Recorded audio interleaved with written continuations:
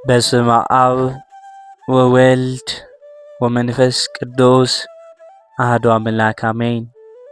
በክርስቶስ ክርስቲያን፣ በወልድ ወልደ እግዚአብሔር፣ በመንፈስ ቅዱስ መንፈሳውያን የተሰኛችሁ የኃያሉ የልዑል እግዚአብሔር ቤተሰቦች የእናታችን የቅድስት ድንግል ማርያም የአስራት የበኩራት ልጆች እንኳን ለጻድቁ ለአቤል የዕረፍት መታሰቢያ ክብረ በዓል እንዲሁም ለጴጥሮስ ወታዲዮስ ወርሃዊ መታሰቢያ ክብረ በዓል በሰላም በጤና ደረሳችሁ። ዝክር ሚዲያችንን ሰብስክራይብ፣ ላይክ እንዲሁም ሼር በማድረግ አገልግሎታችን እንድታበረታቱ ስንል እንዲሁም ዘውትር ሁሌም ወደ ቻናላችን በመግባት የቅዱሳን ታሪክ፣ ገድላት፣ ድርሳናት በማዳመጥ ከቅዱሳኑ ረድኤታቸውን በረከታቸውን በቃል ኪዳናቸው እንድንጎበኝ ስንል በልዑል እግዚአብሔር እናሳስባለን። ቻናላችንን ሰብስክራይብ፣ ላይክ እንዲሁም ሼር በማድረግ እንድታበረታቱን በድጋሚ እናሳስባለን። ጥር 2 በዚች ቀን ደሙ በግፍ የፈሰሰ ጻድቁ አቤል አረፈ። እርሱም ወንድሙ ቃየል የገደለውን የሙታን በኩር የሆነው ነው።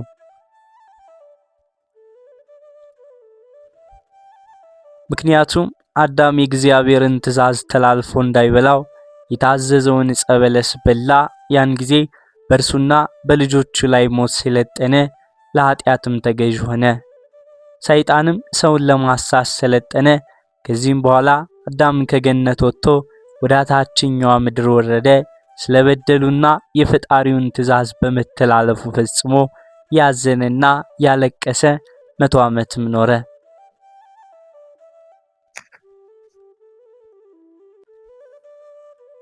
ከዚህም በኋላ አዳም ሔዋንን በግብር አወቃት። ጽንሳ ቃየልንና እህቱን ኤልዮድን ወለደች። ሁለተኛም አወቃት። አቤልንና እህቱን አቅሌማን ወለደቻቸው። አዳምም ሔዋንን እነሆ ልጆችሽ አቃለ መጠን እንደደረሱ ጎለመሱ፣ ቃየል የአቤልን እህት አቅሌማን ያግባት፣ አቤልም የቃየልን እህት ኤልዮድን ያግባት አለ።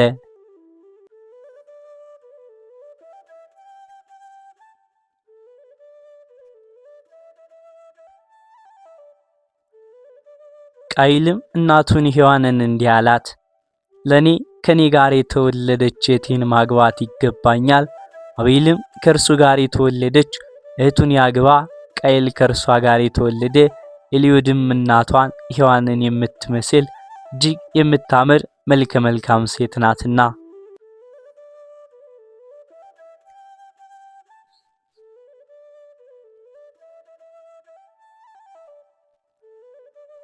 አዳምም ይህንን ነገር በሰማም ጊዜ እጅግ ጭንቅ ሆነበት። ቃየልንም አብራ የተወለደች እህትን ታገባ ዘንድ አይገባም፣ አለበለዚያም ለእግዚአብሔር መስዋዕትን አቅርቡና መስዋዕቱን ለተቀበለው ይሆናል።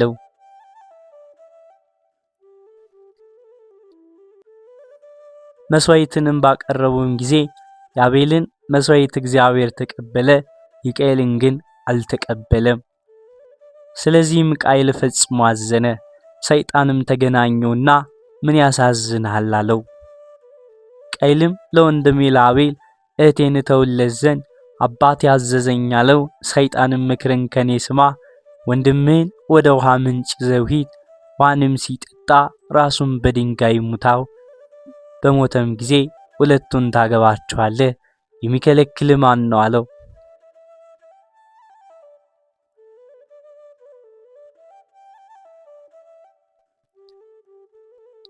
ለቃየልም የሰይጣን ምክር ደስ አሰኘው፣ ልቡም በዝሙት እሳት ነደደ። ሰይጣን እንዳስተማረውም ወንድሙን አቤልን ገደለው። ለሴት ስለመቅናትም ጻድቁ አቤል በወንድሙ እጅ ሞተ። እንዲህም ሞት ወደ ዓለም ገባ።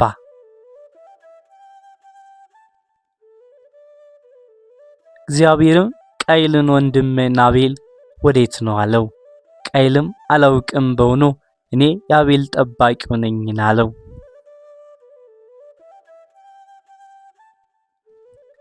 እግዚአብሔርም እንዲህ አለው፣ ቃየል ምን አድርገሃል? የወንድምህ የአቤል ደም ጩኸት ከምድር ወደ እኔ ደርሷል። አሁንም በእጅ የፈሰሰውን የወንድምህን ደም ትጠጣም ዘንድ አፏን የከፈተችውን ምድር የተረገመች ትሁን። አንተ ታርሳታለህና በረከቷን ትሰጥ ዘንድ አትጨምርም። በምድር ላይ ፈሪ ተቀዝባዥ ሆናለሁ።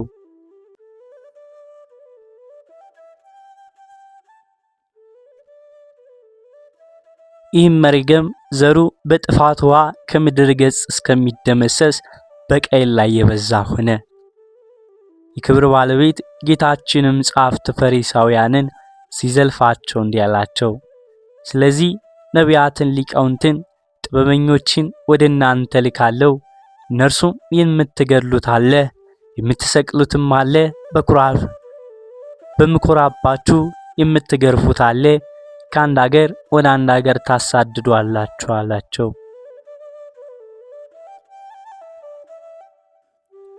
ከጻድቁ ከአቤል ደም ጀምሮ በቤተ መቅደስና በመሠዊያው መካከል እስከ ገደላችሁት እስከ በራክዩ ልጅ እስከ ዘካርያስ ደም ድረስ በዓለም የፈሰሰው የጻድቃን ደም ሁሉ በእናንተ ላይ ይድረስ። ጳውሎስም አለ፣ ቃየል ካቀረበው መስዋዕት ይልቅ አቤል በሃይማኖት ለእግዚአብሔር ያቀረበው መስዋዕት ተሻለ። ስለ እርሱም ደግ እንደሆነ መሰከረለት። መስዋዕቱንም በመቀበሉ ምስክሩ እግዚአብሔር ነው። ደግ እንደሆነም ከሞተ በኋላም ተናገረ።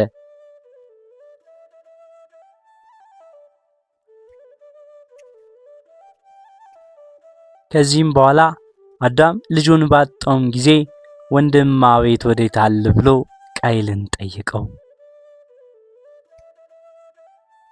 ቃየልም በቁጣ አላውቅም፣ እኔ የአቤል ጠባቂው ነኝን ብሎ መለሰ። አዳምም ልጁን ይፈልግ ዘንድ ወደ ዱር ሮጠ። በወንዝ ዳርም በድኑን አገኘና አንገቱን አቅፎ ማን ገደለ አለው። ከበድኑም ወንድሜ ቃየል ገደለኝ የሚል ቃል ወጣ። አዳምና ሔዋንም በልጃቸው በአቤል ሞት 28 ዓመት ያክል ሲያለቅሱም ኖሩ። ከዚህም በኋላ መላእክት ወደ አዳም መጥተው የዓለም ሁሉ አባቶች አባት አዳም የምስራች ነው፣ ልጅ አቤል የገነትን ዛፎች ተሳለመ፣ ነፍሱም እንደተወደደ መስዋዕት ወደ እግዚአብሔር አረገች አሉት።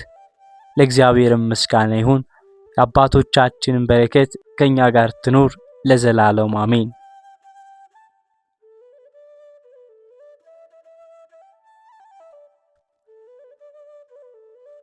በዚህችም ቀን የከበረ አባት አላኒቆስ ኤጲስቆጶስ በሰማዕትነት ሞተ። እርሱ ጣዖታቱን እንዲያቃጥሉ ለሰዎች እንደሚያስተምራቸው ከሃዲው ንጉሥ በሰማም ጊዜ ይዘው ጽኑ ስቃይን ያሰቃዩ ዘንድ መልክተኞችን ላከ።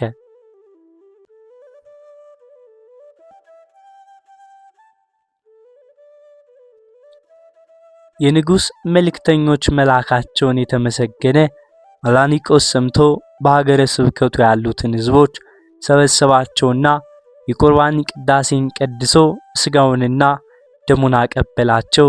ከዚህም በኋላ በቀናች ሃይማኖት ጽኖ ከእንግዲህ ፊቴን አታዩኝም አላቸው።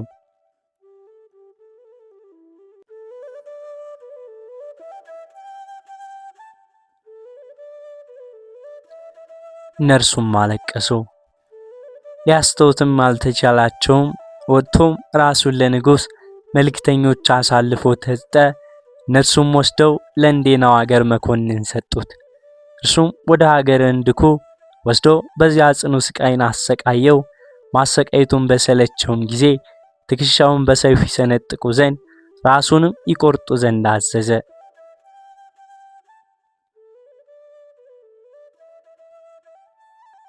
ሞቱን አውቆ አማንያን ከሆኑ መርከበኞች አንዱን እንዲህ ብሎ አዘዘው፣ ወደ ወደቡ ስትደርሱ ስጋዬን በኮረብታ ላይ አድርግ። እርሱም እንዳዘዘው አደረገ። ከዚህም በኋላ ምዕመናን ሰዎች መጥተው ስጋውን ወስደው ገነዙት። የስደቱን ወራት እስኪያልፍ በእነርሱ ዘንድ አኖሩት። ቤተ ክርስቲያንም ሰርተው ስጋውን በውስጡ አኖሩት። ከእነርሱም ታላላቅ የሆኑ ድንቆች ታምራቶች ተደረጉ።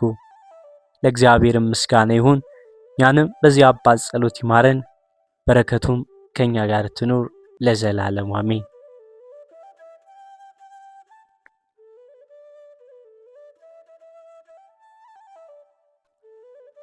በዚህችም ዕለት የእስክንድርያ ሊቀ ጳጳሳት የከበረ አባት ቴዎናስ አረፈ።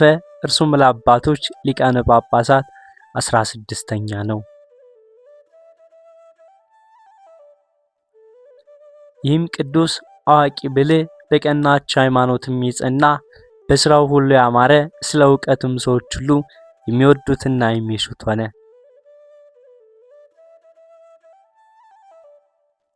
በዚያም ወራት ከሃዲያንን በመፍራት በስውር ከዋሻ ውስጥ በቀር በግልጥ ሲጸልዩና ሲቀድሱ ለክርስቲያኖች አልተቻላቸውም ነበር።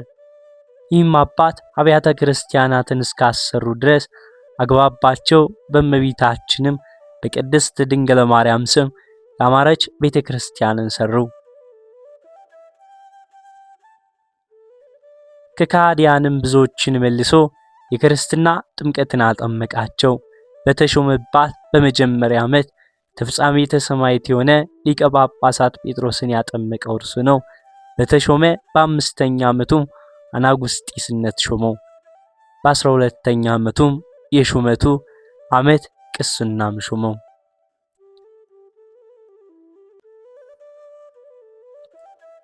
በዚህም አባት ዘመን አብ ወልድ መንፈስ ቅዱስ አንድ ገጽ ነው የሚል ከሃዲ ሰባሊዮስ በእስክንድርያ ሀገር ተነሳ። ይህም አባት አውግዞ ለየው፣ የከፋች ሃይማኖትንም አጠፋት። ዳግመኛም በዘመኑ ቆዝሞስና ዱሞያኖስ ወንድሞቻቸው እናታቸው ቴዎዳዳም በሰማዕትነት ሞቱ። ይህም አባት ያማረው ጉዞን በመጓዝ እግዚአብሔርን አገልግሎ በሰላም አረፈ።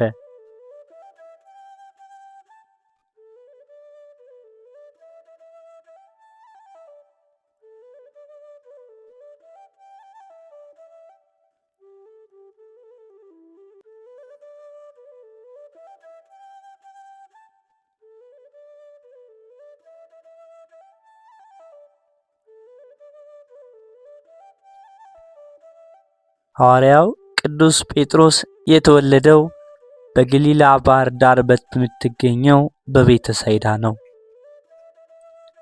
የአባቱ ስም ዮና ይባላል።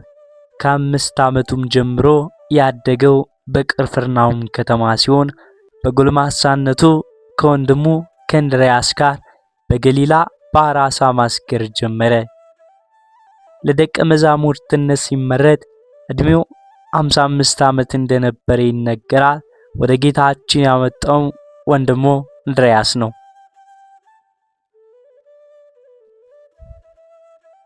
ቅዱስ ጴጥሮስ፣ በርናባስ፣ ወንጌላዊው ማርቆስ ቤተ ዘመድ ናቸው። የማርቆስ አባት አርስጦቡሎስና በርናባስ በእናት የሚገናኙ ወንድማማቾች ናቸው።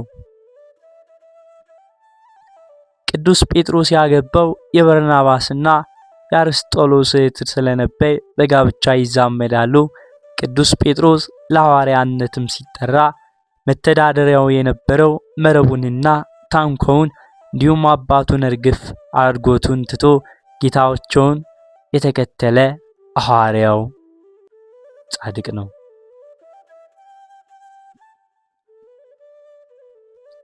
የቅዱስ ጳውሎስ በመጀመሪያ ስሙን ስሞን ብላ እናቱን የጠራችው በነገዷ ስም እንደሆነ ይነገራል። በቂሳሪያ ከተማ መድኃኒታችን ኢየሱስ ክርስቶስ ማን ትሉኛላችሁ ብሎ በጠየቀም ጊዜ አንተ የሕያው የእግዚአብሔር ልጅ ነህ ብሎ ለአይሁድ ሊቃውንት የተሰወረውን ምስጢር ተዋህዶ ገልጦ በመመስከሩ ጌታችን አንተ ጴጥሮስ ነህ ብሎታል። ይህም በላቲን ቋንቋ አለት ማለት ነው። በአረማይክ ደግሞ ኬፋ ይባላል። ቅዱስ ጴጥሮስ ከአዕማድ ወይንም የምስጢር ሐዋርያነት ከነ ዮሐንስና ያዕቆብ ጋር የሚቆጠር ነው። ከሐዋርያት ሁሉ ቀደም ማለት ባህሪ ነበረው። ጌታ በጥብርያዶስ ባህር ላይ ሌሊት በእግሩም ሲመጣ ቢመለከት ወደ አንተ ትመጣ ዘንድ እዘዘኝ በማለት ካስፈቀደም በኋላ ወደ ጌታ ለመምጣት መንገድ ጀምሮ መሃል ቤት ጥርጣሬ ገባውና መስጠም ስለጀመረ ጌታችን ያመንክ እንጂ ያላመንክ አትሁን ብሎ ገስጾ ከመስጠም አድኖታል።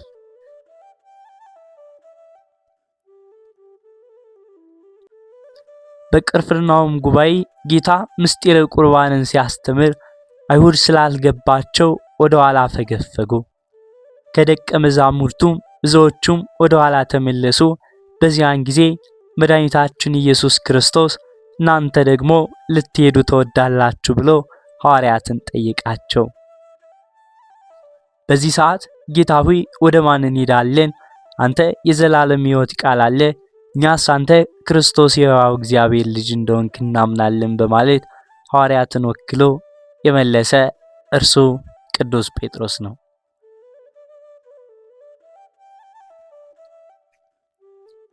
ቅዱስ ጴጥሮስ ጌታን ይወድ ነበር። ፍቅሩ ግን ቅናት የተቀላቀለበት በመሆኑ ጌታችን ለደቀ መዛሙርቱ የሞትን ነገር ቀድሞም ሲነግራቸው አይሆንብህ በማለት ተከራክሯል። በኋላም ሁሉም ባንተ ቢሰናከሉ እኔ ከቶ አልሰናከልም ብሎ በራሱ ቅናት ተማምኖ ተናግሮ ነበር።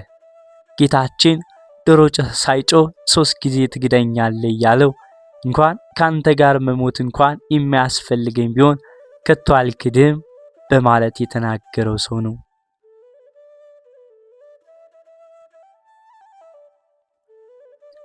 ቅዱስ ጴጥሮስ አስቀድሞ የተናገረውን ቃል ለመጠበቅ ሞክሮም ነበር። ጌታ ዛሬ ሰው ልጅ አሳልፎ ይሰጣል ብሎ አስተምሯቸው ነበርና መከላከያ ይሆነኛል ብሎ ሰይፍ ደብቆም ይዞም ነበር። የሮም ጭፍሮችም ጌታን ለመያዝ ሲጠጉ የሊቀ ካህናቱን ባሪያ ማልኮስን በሰይፍ ጆሮውን ቆረጠው።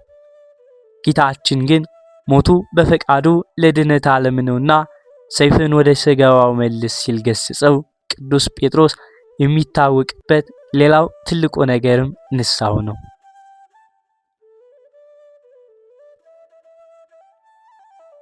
ጌታው የነገረው መድረሱን ቃል የገባለትን አምላኩን መበደሉን እንዳወቀ ከግቢው ወጥቶ አለቀሰ።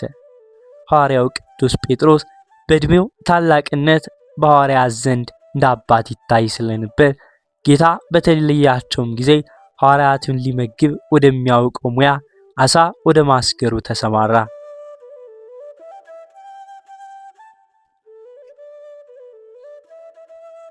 ጌታም አስቀድሞ የመረጠው እርሱ ነውና ቢክደውስ እንኳን በንስሐ በመመለሱ ንስሐውን መቀበሉን ዛሬም እንደሚወደው ይገልጽለትም ዘንድ በጥብርያዶስ ባህር ተገለጠለት። 3 ጊዜ ክዶ ነበርና ቀኖናም ሰጠው። አሁን ቅዱስ ጴጥሮስ በራስ መተማመኑ እንዳላዋጣው አውቋልና ትወደኛለህ ብሎ ሲጠይቀው አንተ ታውቃለህ ነበር መልሱ።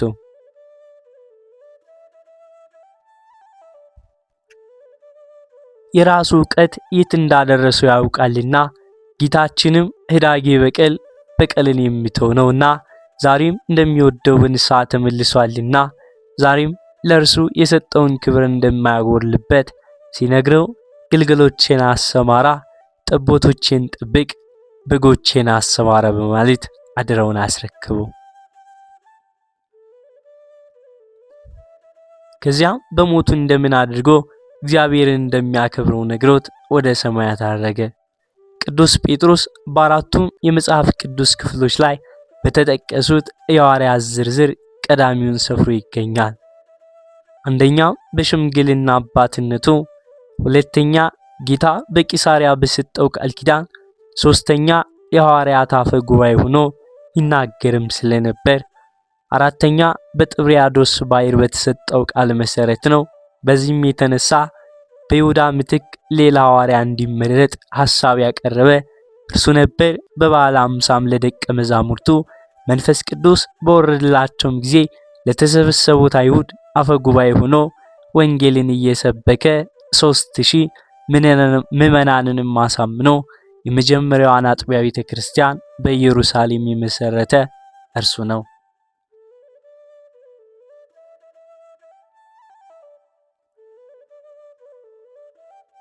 አስቀድሞ ፈሪ የነበረውና በሊቀ ካህናት ቀያፋ ግቢ ጌታውን የካደው ቅዱስ ጴጥሮስ የመንፈስ ቅዱስን ኃይል ካገኘም በኋላ ግን በአይሁድ ሸንጎ ድውይ ፈወስክ ተብሎ በተከሰሰም ጊዜ በድፍረት ስለ መድኃኔዓለም ክርስቶስ መሰከረ።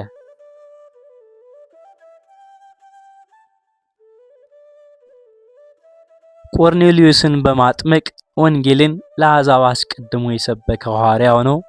ይህም ሐዋርያ ልዑል እግዚአብሔር ባደለው ጸጋ ጥላውስ እንኳን ድውይን ይፈውስ ነበር።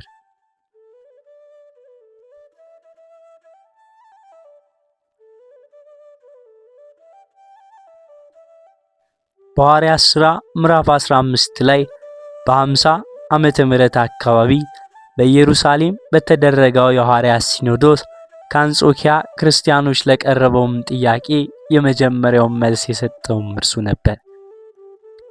ስለ ቅዱስ ጴጥሮስ መልክና ቁመና ጥንታውያን መዛግብት እንደሚከተሉ ያቀርቡታል። ፊቱ ሰፋ ያለ ሲሆን ረዘምና መካከለኛ ቁመት የነበረው፣ ሪዛምም የሆነ ጺም ነበረው።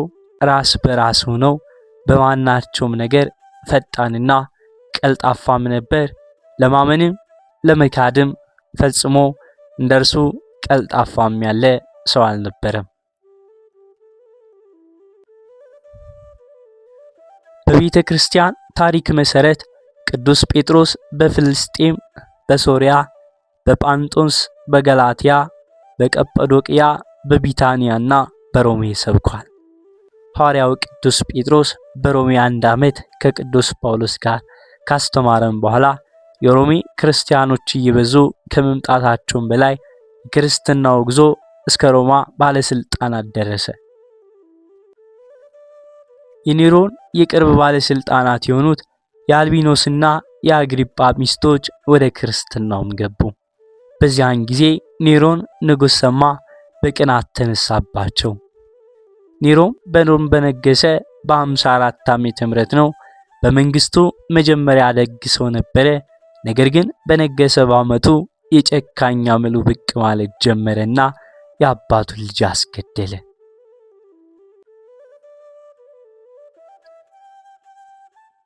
በ59 ዓመተ ምህረት ደግሞ እናቱን በመርዝ ገደለ።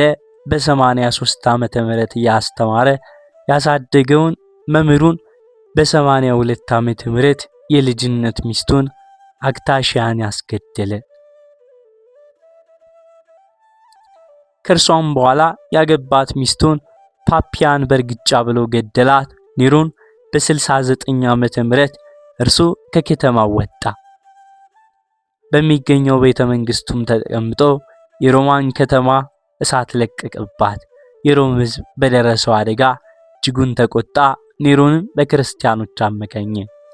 በዚያም የተነሳ በሮማ ከተማ ሁለት አይነት ወሬ መናፈስም ጀመረ። የሮማ ማልክት በክርስቲያኖች ሃይማኖት ስለተቆጡ በከተማዋ እሳት አዘነውባት የሚለው የመጀመሪያው ሲሆን፣ የክርስቲያኖች ሆን ብለው ከተማዋን አቃጥለዋታል የሚለው ደግሞ ሁለተኛው ወሬ ነበር። የከተማው መጋየት የበሳጨው በሮማ ሕዝብ ክርስቲያን የሆነው ሁሉ የወጣ መግደሉን ተያያዘው።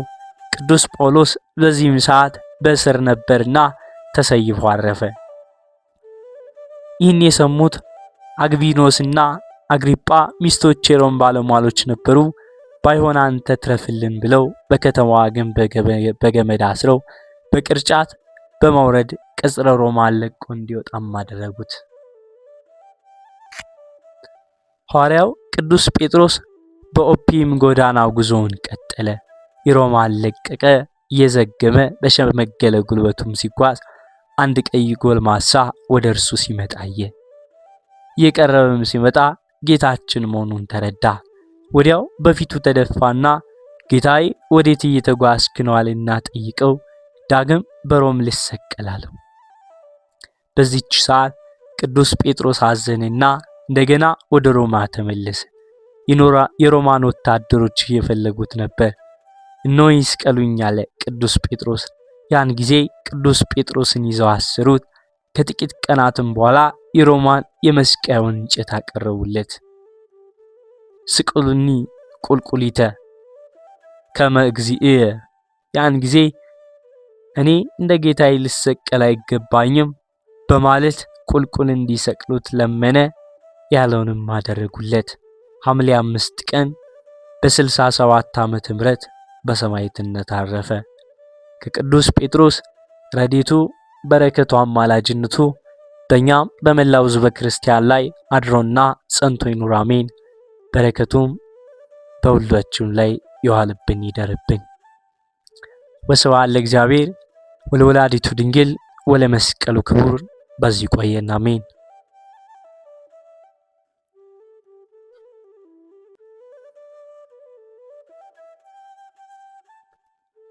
በስመ አብ